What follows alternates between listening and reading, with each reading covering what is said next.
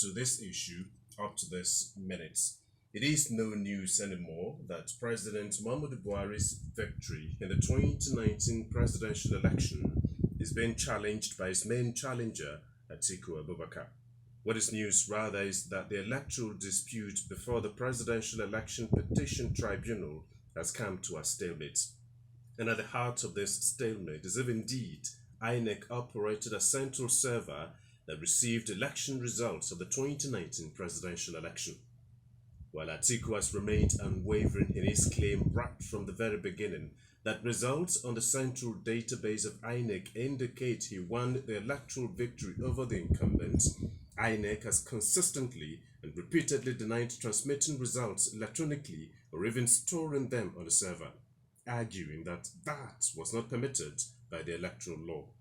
And while this dragged on between Atiku and the PDP on one side and INEC on the other, the APC dashed in and charged Atiku and his PDP with the offense of hacking into INEC servers, the private communication medium of a public institution.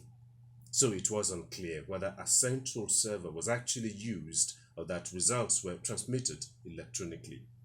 Until now, that two major facts have emerged to add fresh perspective to the controversy. One is that INEC's budget for the 2019 general elections shows the electoral body allocated 1.47 billion naira for servers. It actually requested 2.27 billion naira but got 1.47 billion naira from the federal government. And to his recent revelation that INEC actually operated the server only experimentally for the staggered elections of 2018. In light of these two major facts, INEC officials have been doing a lot of explaining with respect to the electoral body's inability to provide a central server for transmission of results of the presidential election, a promise it made to Nigerians. Again, two major factors account for INEC's inability to keep its promise. One is that budget for servers, according to INEC officials, was made in anticipation that President Barr would sign the amended Electoral Act to allow electronic transfer of election results. And two is simply that INEC secured its budget pretty late. And so the explanation goes, for the sake of emphasis, that President Barr's refusal to sign the Electoral Act and late access to financing are the reasons the electoral body had no central server for the elections. Meanwhile, the National Democratic Institute and the International Republican Institute, institutions of the Democratic and Republican parties of the United States of America committed to promoting democracy around the world, have published a joint report that criticizes the 2019 elections as being below standards compared with the electoral standard set in 2015. The report, among other areas, criticizes the removal of former Chief Justice of Nigeria, Walter Onnoghen, days before the elections, and points out the collation part of the entire electoral process is particularly poor. Reacting, the president says the report does not in any way dispute what it calls fundamental fact that President Barr clearly won the election and that the victory importantly reflects the will of the people. That's the focus this morning, and my guest, Barrister Stanley Damabide, a lawyer based in Yenagoa, as well as Godbless Micah, a political scientist and analyst. They are regulars, but importantly, we are joined this morning equally by Dr. Anthony Rufus. He is a senior lecturer, Department of Political Science, Niger Delta University. You're all welcome to the show this morning. Thank you. Thank you, my brother. Thank you, listeners. Good morning, Paul. Yeah. So straight away, let's have general reactions to this controversy up to this point. Well, I think that there are several contradictions when you look at the whole thing. Because looking at it from the eye of the law, it shows that, the position of the opposition party, PDP, I think that may not have any valid reason, because the Electoral Act does not give provision for electronic voting. So it does not in any way give credence to the fact that a server existed and that the results were transmitted electronically. Aside that, I think that it is also wrong on the part of APC to also, and probably INEC, to also go to court and sue the PDP for hacking into their server. Because if they are laying the claim that there is no server, definitely there shouldn't have been any need for them to have also litigated such a matter. And so I'm believing that there are contradictions. In any case, I want to conclude by saying that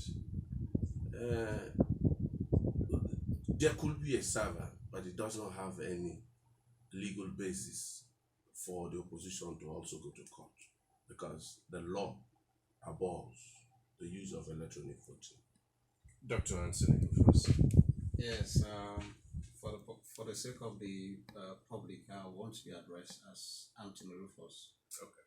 Although I have completed my PhD degree, but I've not been officially handed a certificate, so I want to be addressed as such. It's okay.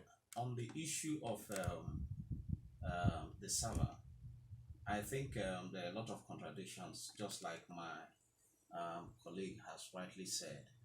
I listened to a presentation made by one Mr. Mike Igini some days before the general election. He spoke about having a central server for INEC, and he specifically was the rec for, I think, Akwa Ibom State, yes. And he spoke about this issue of INEC having a server. So if that is true, I think PDP has a case. I am not a PDP member, neither am I an APC member. But if that is true, I think PDP has a case. It will then be left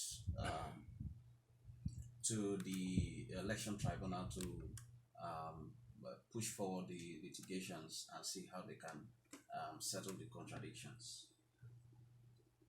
Conclusively, I think really PDP has a case in this. Very sustainable. Well, let me just state this caveat. The matter is sub judice, and so we have to be very careful how we delve into the merits and otherwise of the case. But that's not to say that we can't beat around the surrounding issues without attacking the merits. First of all, let me just say that all these contradictions are justifying the filing of this petition, because a lot of issues are being brought to the fore now. Like you said, monies were budgeted, taxpayers' monies were budgeted for this, and same was released. Nigerians must look beyond the legal implications of this case and see that this is going to also help us see, the kind of electoral body that we have and the mentality with which our elections are being run and an electoral body being managed. Now, if you are given money because you asked for it, to produce something and you didn't produce it, we are beginning to have an issue of corruption to be addressed also. And I wonder why EFCC hasn't come in. I understand the legal implications with regards to the fact that President Buhari's failure to sign the then proposed amended version of the Electoral Act made it difficult or impossible for you to rely on electronic results to justify, your claims or whatever in court. But then, let us also not forget that even till date, electronic devices are being used for elections. The card reader is an electronic device. Yes, an election result supposedly contained in the server may not be relied upon as conclusive proof of results. But then, if there was something like that, you have a duty to ensure that it is made public so that people will know, yes, that this is what happened and all that, I think that's also important for us. But then, like I said, there's a vital issue of corruption now. that needs to be addressed. We gave you money for this. Did you produce it? I don't want us to go into the merits of the case, like I said. But then, if at a time there was an allegation of the server having been hacked into, was what that is not in existence, what was hacked into, and all that. It's really messy. It's not good for us. But I think it is going to help us know where we are with regards to those managing our elections and the things and the issues that we need to address. We need to address for a better tomorrow. This is very much a legal matter, just as much as it is a political one. And so, at the end of the day, the judgment, what will be the central theme of the judgment? Is it going to be a corruption case or an electoral fraud case? Well, like I said, we should be very aware of going into the merits of the case because it is sub judice. That would be offensive and contemptuous of the courts. I'm going to avoid that. But what I'm saying is that this case is bringing to the fore a lot of issues that needs to be addressed.